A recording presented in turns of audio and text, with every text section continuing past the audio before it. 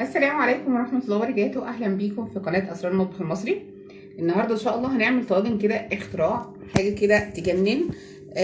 هنعمل حاجة تنفع للشتاء والبرد اللي احنا فيه، تدفي.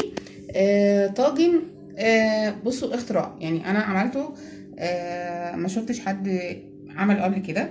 يا رب ان شاء الله هيعجبكم وهيبقى طعمه يجنن معاكم، وهتعتمدوا اللي انتوا تعملوا الوصفه دي على طول، لان هي بسيطه مش مكلفه. يلا بينا على طول نبدا الوصفه ونقول اتعمل ازاي الطاجن ده وطاجن ايه بالظبط ده. يلا بينا نشوف المكونات ونشوف الوصفه كلها بالتفصيل. يلا بينا نبدا بسم الله. عندنا اول حاجه اللفه بتاعت الجلاش بتاعتنا، دي كانت عندي في الفريزر فاستغليت الوصفه قلت اعمل بيها. هقطعها عشوائي بقى كده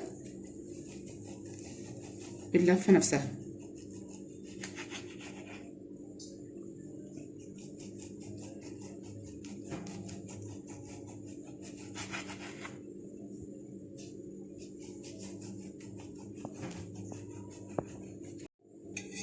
كده حطينا الجلاش بتاعنا في صينيه، هنزل بقى عليه بسمنه عشان احمره في الفرن.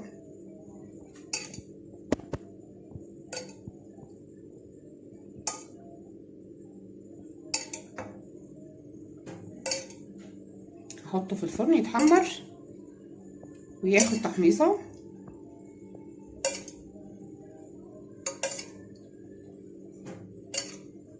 دول عباره عن معلقتين كبار من السمنه يسيحيهم.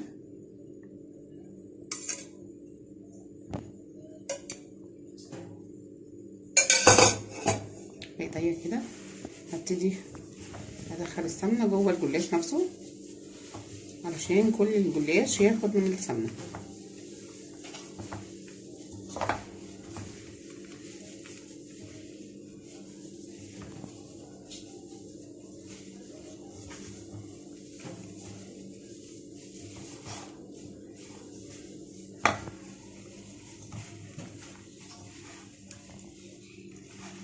هنحطهم بقى في الفرن علشان يتحمروا شويه، وبعد كده نرجع نشوف هنعمل فيهم ايه. عندنا الصوص اللي احنا هنسقي بيه الجلاش. عندنا هنا لتر من اللبن او لتر ونص، 3 بيضات هحطهم عليهم. عندي فانيليا، هاخد شويه من الفانيليا.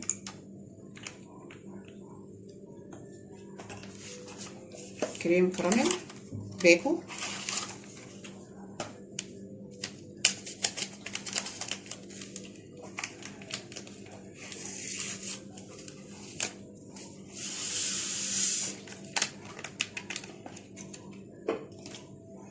عندي كوبايه ونص من السكر وحسب التحليه بتاعتي برضو.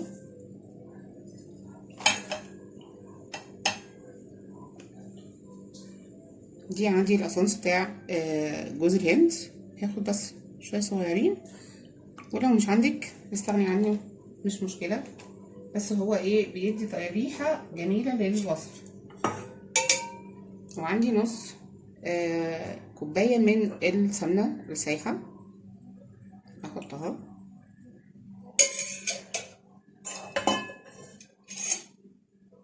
وهقلب كل مع بعضه لحد ما السكر يدوب والبيض معاه.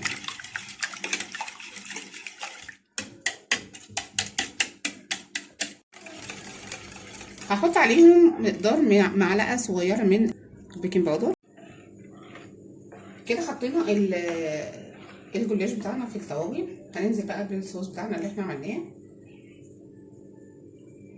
هنسقي الطاجن. السمنه جمدت عشان الدنيا برد، مش مشكله هتخش الفرن هتسيح. نوزع على كله. هي شبه ام علي بس طاجن حلو جدا، طعمه حلو قوي بالكريم كراميل.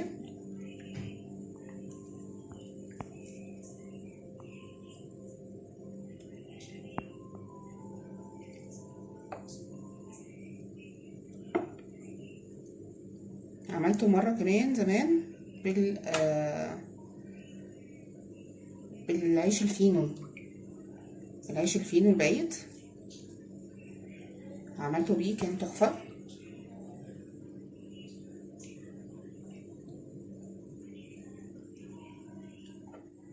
كده الطواجن بتاعتنا بعد ما عبيناها خلاص هنحطها بقى في الفرن.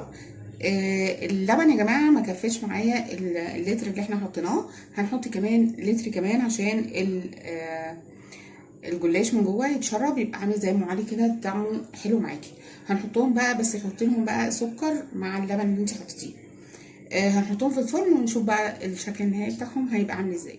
كده الطواجن بتاعتنا بعد ما طلعت من الفرن، بصوا بقى الجمال بتاعها، حاجه كده بسم الله ما شاء الله، الريحه تحفه والطعم كمان جميل جدا. بصوا هي لسه طالعه من الفرن حالا، فلازم تتاكل دافيه عشان الجو ساقع طبعا، واحنا عايزين حاجات دافيه كده تدفي الدنيا معانا. تحفه تحفه، شكلهم وطعمهم يجنن. جربيها وعلى ضمانتي، واستنوني فيديوهات احلى واحلى ان شاء الله. بترككم في رعايه الله، بس ما تنسوش لايك وشير للفيديو، وننزل نفعل الجرس عشان يوصلكم كل جديد من عندي. والسلام عليكم ورحمه الله وبركاته.